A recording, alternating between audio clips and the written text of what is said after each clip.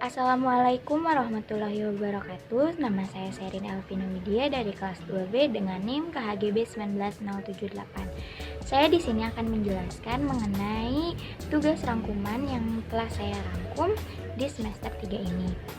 Yang pertama, judul yang pertama itu faktor-faktor yang memengaruhi kehamilan.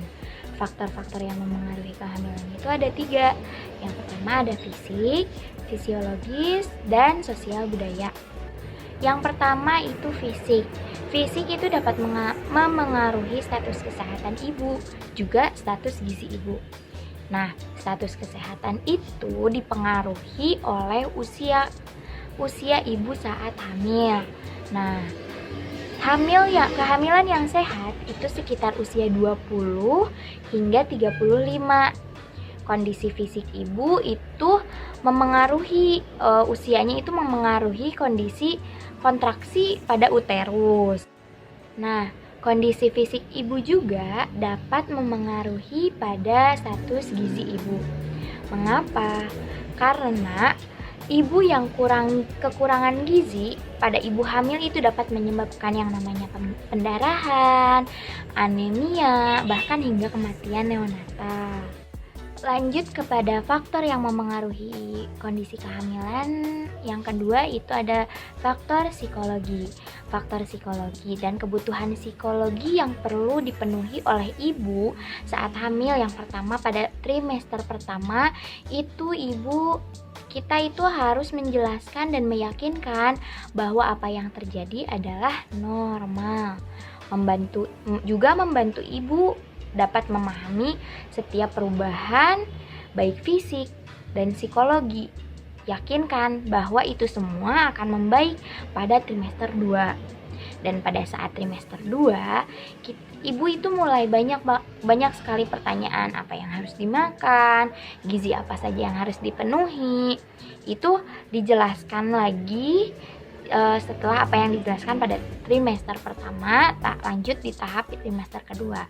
Lalu pada trimester ketiga itu menjelaskan apa yang dirasakan ibu selama trimester 1, 2, dan 3 itu adalah normal. Membicarakan kembali tentang tanda-tanda persalinan. Nah, ibu juga pada trimester 3 itu harus dipenuhi rasa aman dan nyamannya.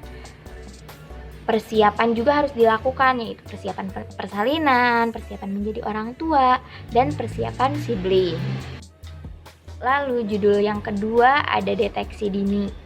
Deteksi dini yang harus kita deteksi selama masa kehamilan yaitu yang pertama kehamilan ganda.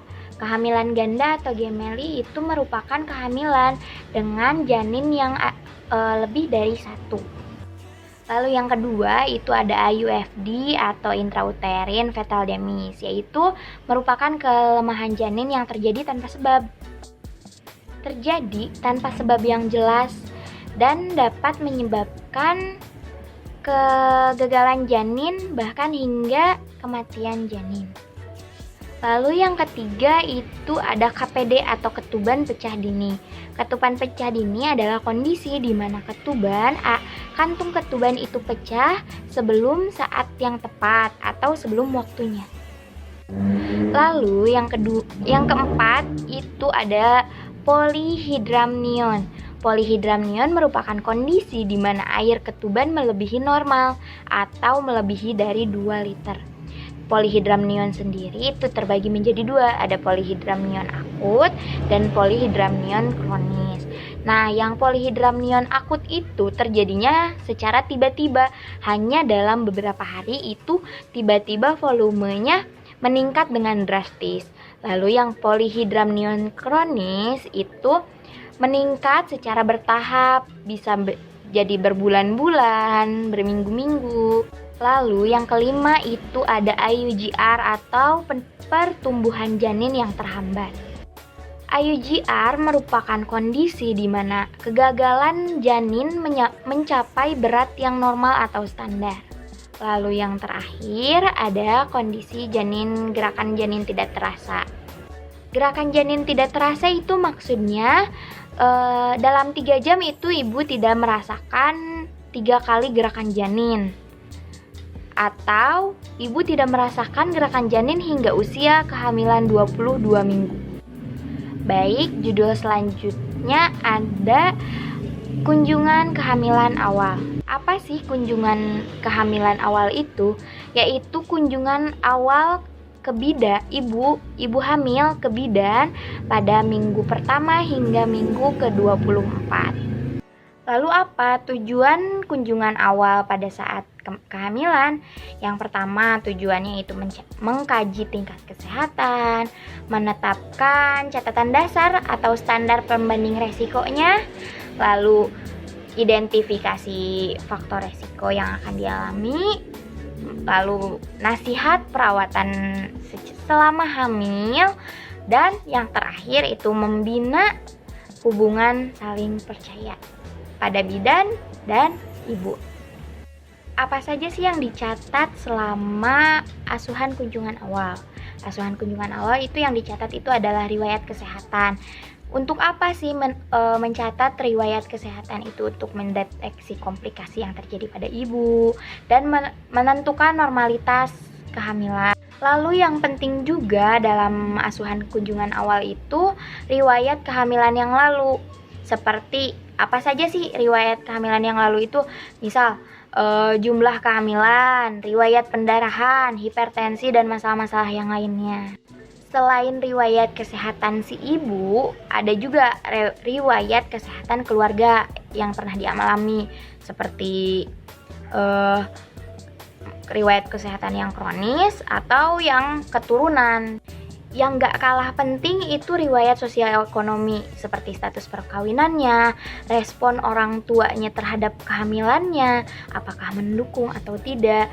Lalu ada riwayat KB, itu juga penting saat kehamilan, dicatat saat kehamilan kunjungan awal. Lalu yang penting itu pemeriksaan fisik ibu di BPM atau di puskesmas atau di tempat kesehatannya, seperti di TV, tinggi badan, berat badan, itu wajib diperiksa. Lalu ada yang namanya genitalia luar, seperti yang dilihatnya varisesnya, pendarahannya, lukanya, cairan yang keluarnya. Misal itu jika ada atau tidaknya itu harus diperiksa.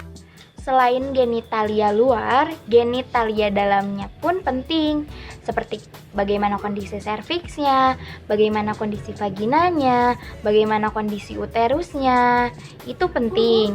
Lalu yang tidak kalah penting lagi itu merupakan ketidaknyamanan yang dialami selama kehamilan, seperti apakah ada nyeri punggung bagian atas, apakah ada nyeri punggung bagian bawah, itu penting.